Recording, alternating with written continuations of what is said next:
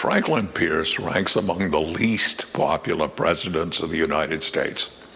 Elected in 1852, time when the country was hurling toward the Civil War. Issue of slavery made it impossible to govern.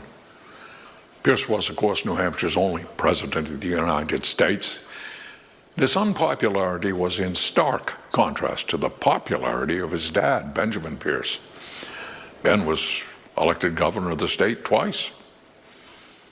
In the 1888 history of New Hampshire by John McClintock, it says that Benjamin Pierce was patriotic, brave, and noble-minded. In short, the father of one of the least popular presidents of the United States was himself one of the most popular governors.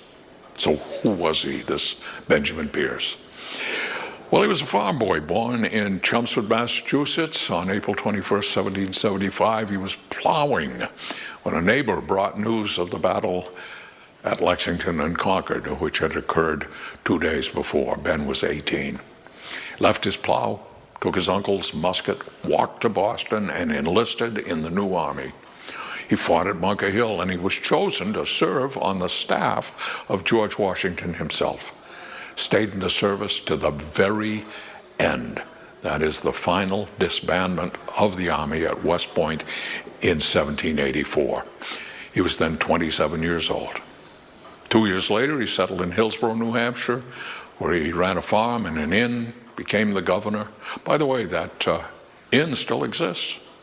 And it was there that the son, Franklin, grew up. Another quote from historian John McClintock says of General Pierce, quote, he was probably the most popular governor ever elected in New Hampshire. Even today, he writes, after a lapse of 40 years, his name still touches the heart.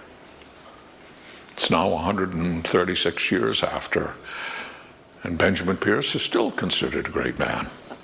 Have there been governors as great or greater since? I don't know. Maybe John Gilbert Winant. Certainly, the list is small.